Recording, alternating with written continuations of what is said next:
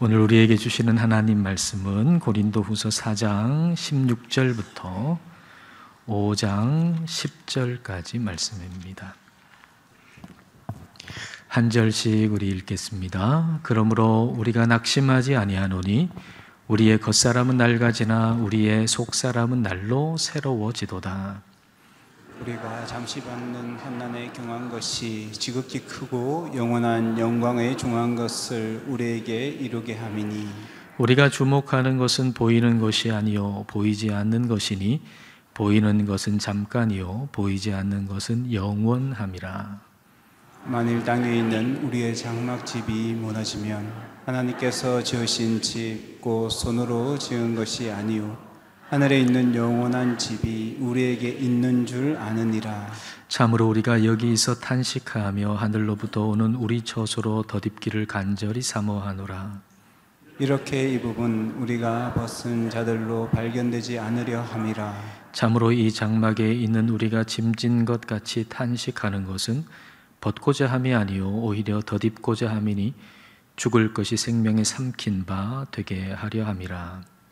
곧 이것을 우리에게 이루게 하시고 보증으로 성령을 우리에게 주신 이는 하나님이시니라.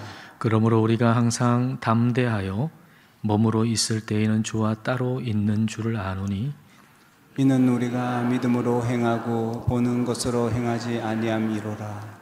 우리가 담대하여 원하는 바는 차라리 몸을 떠나 주와 함께 있는 그것이라.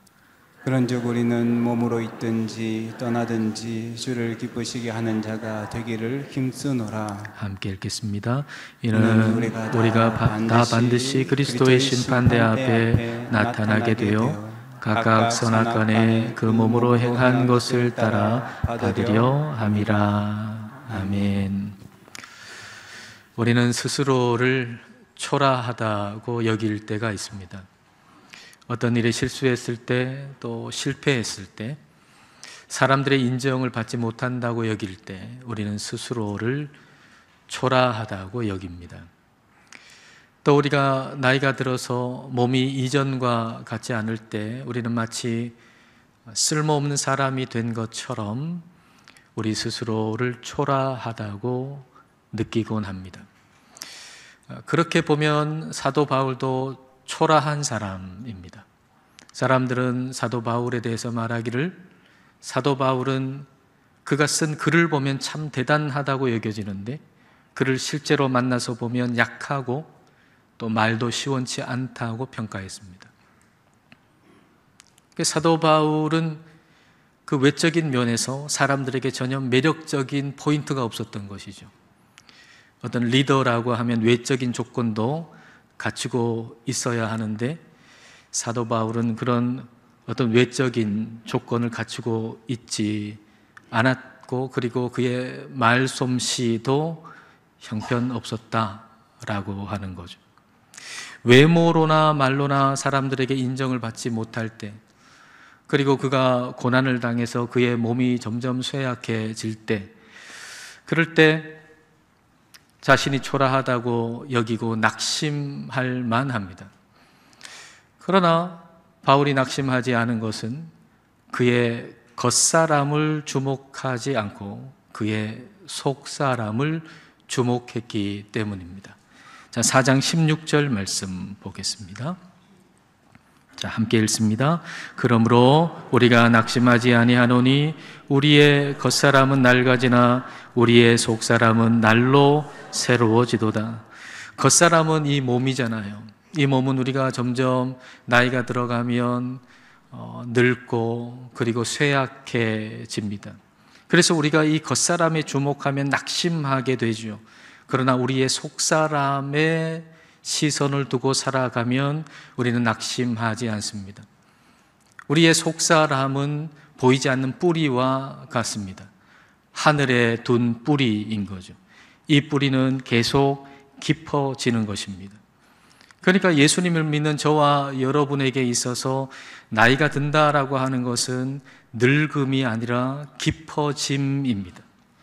저와 여러분은 예수님을 믿는 저와 여러분은 나이가 들어 점점 늙어가는 것이 아니라 우리는 점점 깊어져 가는 것이죠.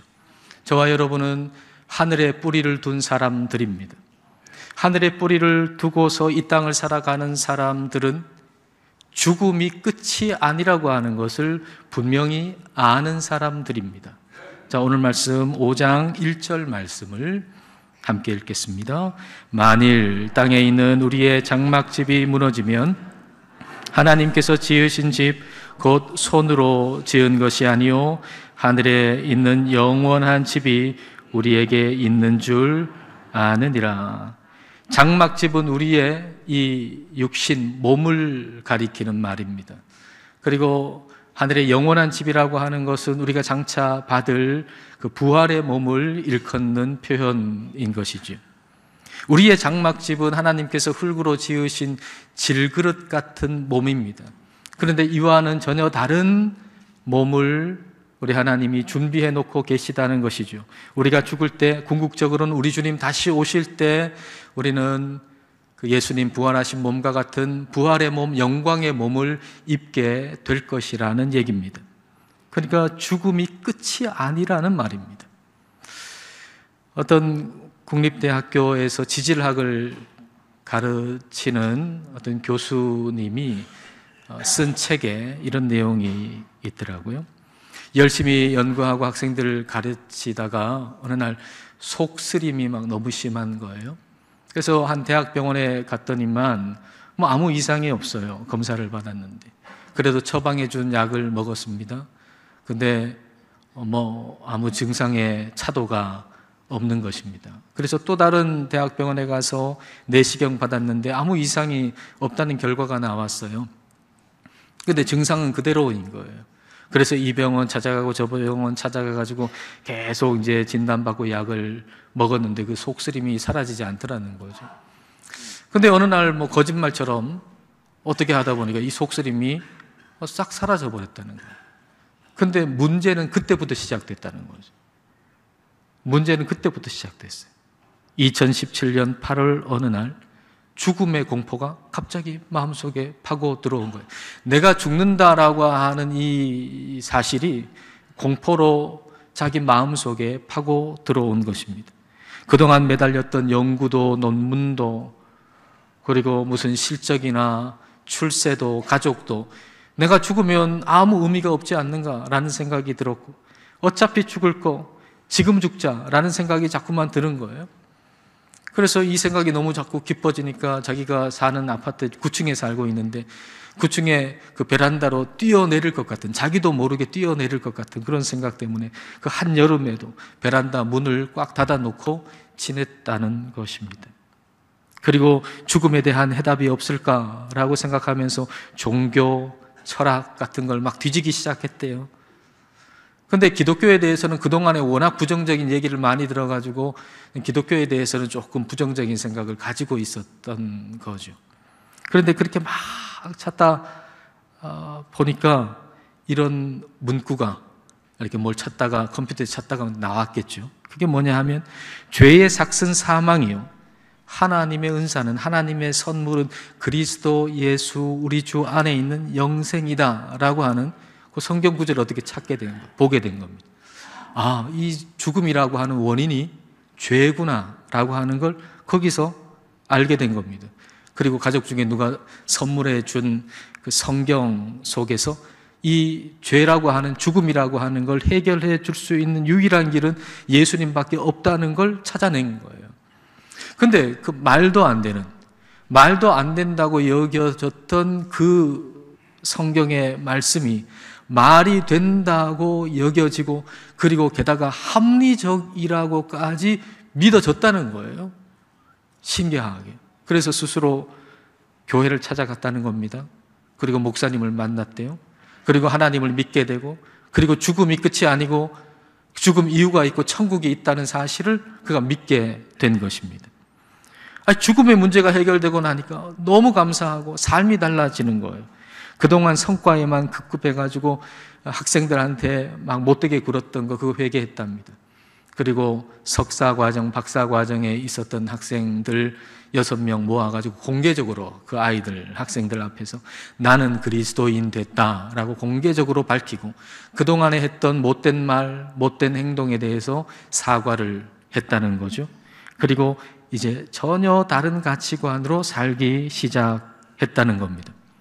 이 죽음의 문제가 해결된 다음에 이 삶이 너무 기쁘고 너무 행복하고, 그래서 선배 교수님한테 내가 이제 그리스도인이 됐다라고 얘기를 하니까 그 선배 교수님이 하는 말이, 우리 학교에 그리스도인 교수님들이 있다.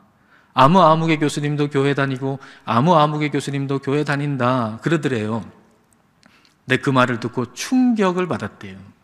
왜냐하면 그분들이 자기에게 한 번도 전도를 하지 않았을 뿐만 아니라 그분들이 교회 다닌다, 그리스도인이라고 하는 걸 지금까지 알지도 못했다라고 하는 것이죠. 이런 걸 이순신 신앙이라 그러지 않습니까? 내가 그리스도인이라는 사실을 아무에게도 알리지 마라. 아마 여러분도 그럴 줄 몰라요. 여러분 일터에서 내가 예수님 믿는다는 걸 아무도 몰라. 알고 나면 부담되니까. 그래서 그 교수님들도 그랬던 거죠. 교회는 다니지만 직분도 있지만은 내 동료들이, 학교의 동료들이 알면 부담되니까 그걸 알리지 않고 지냈던 거죠. 그리고 이보다 더 충격을 받은 것은 그동안 그들의 삶을 봐왔는데 그들의 삶이 술, 담배 안 하거나 좀 덜 한다는 것 외에 세상 사람들과 다를 게 하나도 없었다는 것이죠. 여러분, 우리는 하늘에 뿌리를 둔 사람입니다. 죽음의 문제가 해결된 사람입니다. 그럼 저와 여러분은 죽음의 문제가 해결된 사람이에요. 죽음의 문제가 해결되었다라고 하는 말은 이 몸을 가지고 이 땅을 살아가는 삶이 달라져야만 한다는 얘기입니다. 이 땅에서 우리가 하는 말이 달라져야 되고, 우리의 단어가 달라져야 되고, 우리의 삶의 행동, 선택, 결정이 달라져야 한다는 얘기입니다. 왜냐하면 이 몸으로 사는 것의 진정한 의미를 발견했기 때문이죠. 죽음이 끝이 아니에요. 우리가 부활의 몸을 입게 된다고 하는 것을 우리가 확신하게 되면 이 땅에서 이 몸을 가지고 살아가는 의미가 뭔지가 분명히 깨달아지는 것입니다. 자, 2절부터 4절까지 말씀 함께 읽겠습니다. 참으로 우리가 여기 있어 탄식하며 하늘로부터 오는 우리 저소로 덧입기를 간절히 사모하노라. 이렇게 입음은 우리가 벗은 자들로 발견되지 않으려 함이라. 참으로 이 장막에 있는 우리가 짐진 것 같이 탄식하는 것은 벗고자 함이 아니요 오히려 덧입고자 함이니 죽을 것이 생명에 삼킨 바 되게 하려 함이라. 하늘로부터 오는 처소를 덧입기를 간절히 사모한다 그랬어요. 그러니까 단순히 지금의 몸을 벗어나는 게 아니고 하늘의 그 부활의 몸을 입기를 사모한다라는 얘기입니다. 그러니까 성경이 우리에게 말씀하시는 것은 영혼 불멸이 아닙니다. 여러분, 성경이 우리에게 말씀하시는 걸 영혼 불멸이라고 생각하지 마십시오. 그렇게 생각하는 사람들이 꽤 많습니다. 몸은 죽어서 없어지지만 영혼은 영원히 있다라고 생각하면 몸은 좀 별로 가치가 없고 영혼은 가치가 아주 높은 것이어서 마치 우리의 몸이 영혼을 가두고 있는 감옥처럼 생각이 들고, 죽는다는 것은 곧 그 감옥에서 영혼이 해방을 받는 것이다 이렇게 생각하곤 하죠.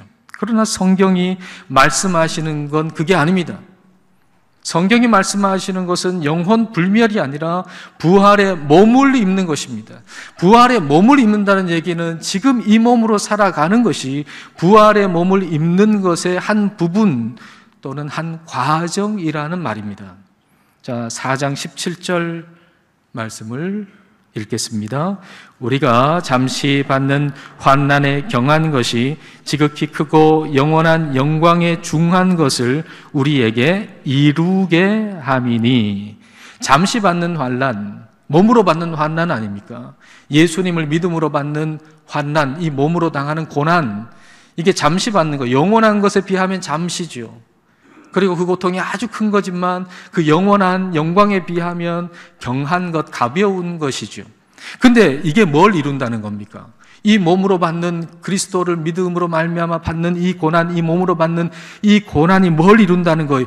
영원한 영광을 우리에게 이루게 한다 그랬어요.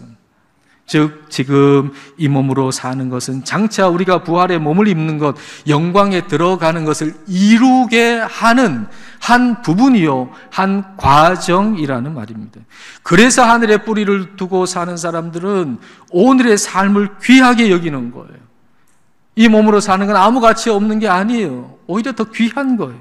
하늘에 뿌리를 둔 사람에게 두 가지 일이 일어나요. 그것은 하늘을 갈망한다는 것이고, 그리고 또 하나는 오늘을 열정으로 산다는 거예요. 하늘을 더 갈망하면 갈망할수록 이 땅을 더 열정적으로 살아가는 거죠. 그래서 이 땅 가운데서 가장 많은 일을 한 사람은 누군가? 하늘의 소망을 가장 갈망하고 살아간 사람들인 거죠. 그러면 하늘에 대한 갈망이 왜 생기는가, 우리에게? 왜 저와 여러분에게는 하늘에 대한 갈망이 생기죠?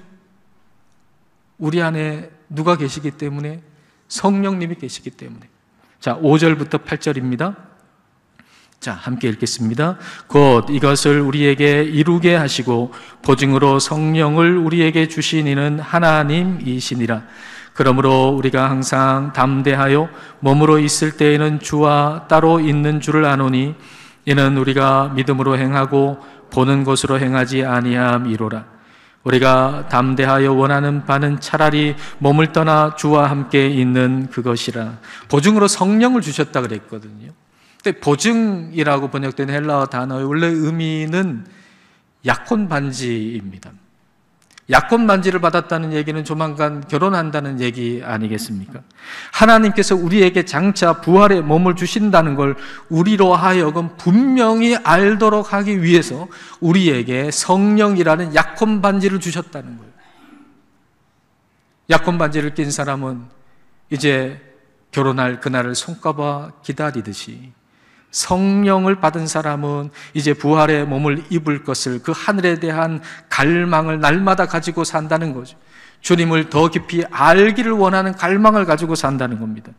왜냐하면 지금 몸이 있다는 것은, 우리가 몸으로 가지고 있다는, 몸을 가지고 산다는 것은 예수님을 알기는 알지만 완전하게 알고 있지는 않다는 얘기거든요. 이 몸을 떠나야 우리가 주님을 온전하게 완전하게 알게 되는 것입니다. 그래서 몸을 떠나서 주님을 알고자 하는 그 거룩한 갈망까지도 생기는 거예요. 이 몸을 떠나서 주님 더 알고자 하는 그 갈망이 생기는 거죠. 이게 천국 소망이 그런 거예요. 주님을 더 깊이 알고자 하는 소망인 거죠. 여러분에게 그런 소망이 있나요? 여러분에게 그런 천국 소망이 있나요? 근데 어떤 사람들은요, 천국을 시시하게 생각해요.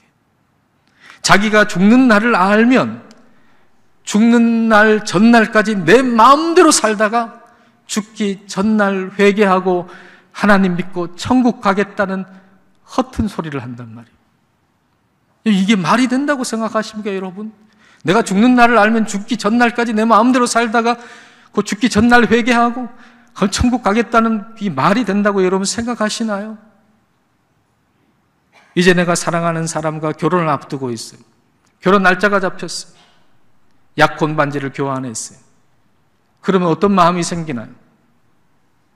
그 사람에 대한 집중력이 더 생기죠. 그 사람은 더 알고 싶죠. 빨리 결혼하는 날이 왔으면 좋겠다 싶죠.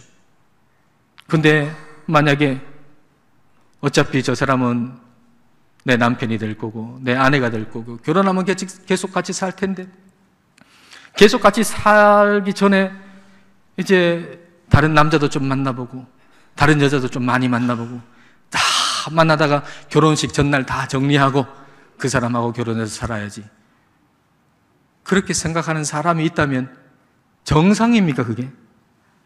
그런 사람은 정상이 아니죠. 약혼 반지를 낀 사람은 내가 사랑하는 사람과 결혼하는 날을 손꼽아 기다리잖아요. 그리고 사랑하는 그 한 사람에게 온 집중을 다 하잖아요. 성령이 그 안에 있는 사람, 하늘에 뿌리를 둔 사람은 온전히 주님 알게 되는 걸 갈망한단 말입니다. 어차피 결혼하니까 지금은 안 만나도 되고 결혼하면 뭐 계속 만날 텐데 그거 아니지 않습니까? 어차피 우리 천국 가면은 예수님하고 계속 같이 있을 텐데 뭐 지금은 내 마음대로 좀 살지 어떻게 그럴 수가 있겠습니까? 천국에 대한 소망이 분명한 사람은 지금 이 몸을 가지고 살아갈 때 더 갈망이 생기는 거예요. 주님 더 알기를 원하는 갈망이 생기는 거예요. 이 몸을 떠나서 그렇게 된다면 이 몸을 떠나는 것이 더 좋겠다고 여길 만큼 주님을 사모하는 것입니다. 그런데 이와 같은 갈망이 크면 클수록 이 땅에서의 삶을 소홀히 여기지 않고 더 열정적으로 살아간다는 말이죠. 죽음 이유가 분명해지면 오늘의 삶이 달라지는 것입니다. 8절과 9절 말씀 함께 읽겠습니다. 우리가 담대하여 원하는 바는 차라리 몸을 떠나 주와 함께 있는 그것이라.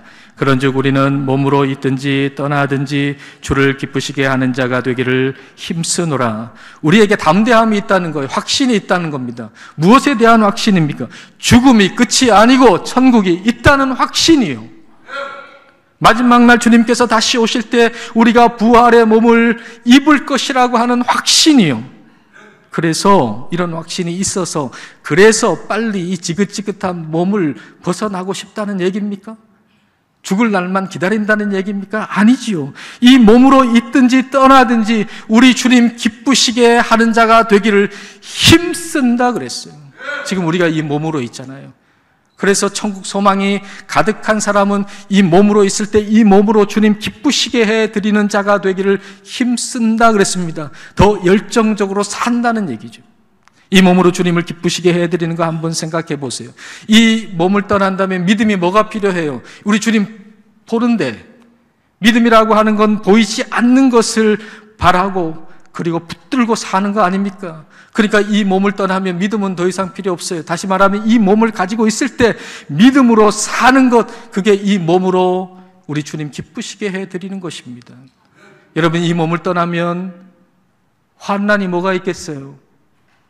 그러므로 이 몸으로 있을 때 그리스도를 위해 살다가 고난이 있고 환난을 당할 때 끝까지 주님 바라면서 살아가는 것, 그것은 우리의 몸으로 주님을 기쁘시게 해드리는 거죠. 여러분, 우리가 이 몸을 떠나면 전도할 일이 뭐가 있겠습니까? 그러므로 이 몸을 가지고 있을 때 부지런히 복음을 전하면서 살아가는 것, 그것이 이 몸으로 주님을 기쁘시게 해드리는 것입니다. 이 몸으로만 주님을 기쁘시게 해드릴 수 있는 일이 많아요. 이 몸을 떠나면 이 몸으로 기쁘시게 해드릴 수 있는 일을 못해요. 이 몸으로 있을 때만 주님을 기쁘시게 해드릴 수 있는 일이 있다고요. 그러므로 죽음을 두려워하지 말고 주님이 이 몸으로 하게 하시는 일을 우리는 담대하게 해야 하는 것입니다. 내 죽음 이후까지도 준비하고 계신 하나님이시라면 나를 데려갈 날도 우리 하나님 세밀하게 준비해 놓지 않으셨겠습니까? 그러니까 우리가 우연히 어쩌다가 죽는 일은 없다는 얘기입니다. 하나님을 믿는 저와 여러분은 어쩌다가 죽지 않습니다. 우연히 죽지 않습니다. 하나님이 세밀하게 예비하신 방법대로 그 날에 하나님 우리를 부르실 것입니다. 하나님께서 내게 맡기신 일을 끝낼 때까지는 죽지 않는다는 얘기. 하나님이 여러분에게 맡겨주신 그 일을 끝낼 때까지 여러분은 안 죽어요. 아멘이 왜 이렇게 작아요? 성령님께서 이와 같은 믿음을 저와 여러분에게 주시기를 원합니다. 헨리 마틴이라는 사람 1800년대에 인도, 페르시아, 지금의 이란 선교 활동했던 사람이에요. 이 사람 일기에 이렇게 썼어요. 어느 모로 보나 올해는 지금까지의 그 어느 해보다 더 위험할 것이다. 그러나 내가 페르시아어 신약 성경을 완성할 때까지 산다면 나의 소임을 다한 셈이 될 것이다. 살든지 죽든지 내 안에서 그리스도께서 영광을 얻으시기를 소원한다. 만일 주님이 내게 맡기실 일이 있다면 나는 죽지 않을 것이다. 내게 주신 그리스도의 일을 마치기 전까지 나는 죽지 않는다. 그러므로 이 위험한 상황 속에 내가 두려워하지 않고 주님이 내게 맡기신 일을 하루하루 최선을 다해서 한다, 그런 얘기입니다. 하나님은 우리의 죽음 이후를 준비해 놓으셨어요. 그리고 우리를 천국으로 데려갈 날도 하나님이 정하시는 겁니다. 그러므로 우리의 죽음은 절망할 일이 아닙니다. 저와 여러분의 죽음은, 우린 다 죽겠지만, 그러나 그 죽음은 절망할 일이 아닙니다. 오히려 감사할 일입니다. 하나님은 얼마나 좋으신 분이십니까? 하나님께서 우리를 위해서 죽음 이후를 준비해 놓으셨다라고 하는 거 어마어마한 선물이지 않습니까? 근데 그것뿐만 아니라 그 선물 위에 상을 하나 더 얹어 주시겠다는 겁니다. 그게 우리 하나님이세요. 자, 10절 말씀 보세요. 자, 10절 함께 읽겠습니다. 이는 우리가 다 반드시 그리스도의 심판대 앞에 나타나게 되어 각각 선악간에 그 몸으로 행한 것을 따라 받으려 함이라. 우리 모두가 그리스도의 심판대 앞에 설 것이고, 우리가 이 몸으로 행한 것을 따라서 우리에게 상을 주신다는 얘기입니다. 하늘에 뿌리를 둔 사람은 하나님의 심판대를 덤으로 상을 주시는 자리로 생각하고 감사해야 합니다. 여러분, 심판대는요, 우리에게는 덤으로 상을 주시는 자리예요. 구원받은 것도 감사한데, 그것도 어마어마한 선물인데, 내가 구원을 받아서 그 은혜에 감사해서 내 몸으로 주님을 위해 살아간 그것 가지고서 하나님은 상을 주시겠다는 것입니다. 얼마나 감사한 일입니까? 우리의 영혼만큼 우리의 몸도 귀해요. 우리의 영혼은 귀한데 우리의 몸은 그만큼 덜 귀한 게 아니에요. 그건 철학이지요. 성경은 그렇게 말씀하지 않으세요. 우리의 영혼만큼 우리의 몸이 귀해요. 그래서 우리의 몸으로 행한 걸 따라 상을 주시겠다는 것이죠. 하나님은 우리의 몸으로 행한 일에 관심이 많으세요. 그걸 귀히 여기세요. 그러므로 우리는 이 몸으로 어떻게 주님을 기쁘시게 해드릴까를 생각하며 이 몸으로 주님을 기쁘시게 해드리는 삶을 살아야 하는 것입니다. 저와 여러분은 하늘에 뿌리를 둔 사람입니다. 유한한 세상의 일로 낙심하지 마시고 하늘에 소망을 두시고 하나님이 우리를 부르시는 날까지 하나님이 주신 이 몸으로 주님을 기쁘시게 해드리며 살아가시기를 주님의 이름으로 축복합니다. 기도하시겠습니다. 이 시간 우리가 죽는다는 사실을 기억합시다. 그리고 죽음 너머를 믿음의 눈으로 바라보십시다. 주님이 다시 오실 때 우리가 입을 그 영광의 부활의 몸이 있다는 것을 우리가 확신하면서 주님께서 부르시는 그날까지 이 몸으로 주님을 기쁘시게 하며 살기를 이 시간 함께 기도하시겠습니다.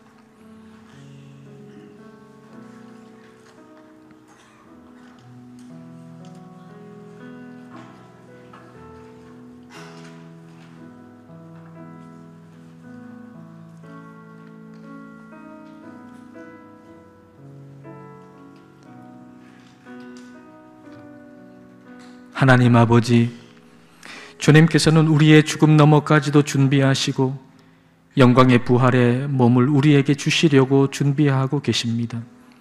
그럼에도 우리는 보이는 이 세상만 바라보면서 변화 없는 삶을 살고 있습니다. 성령님, 죽음이 끝이 아니라는 것과 장차 입을 영광의 몸이 있음에 대한 확신을 주옵소서. 그리고 그 확신으로 인해서 이 몸으로 주님을 기쁘시게 하는 일을 힘쓰게 하옵소서. 하늘에 뿌리를 둔 사람으로 살게 하셔서 하늘에 소망을 두고 이 세상에 유한한 것 때문에 낙심하지 않게 하옵소서.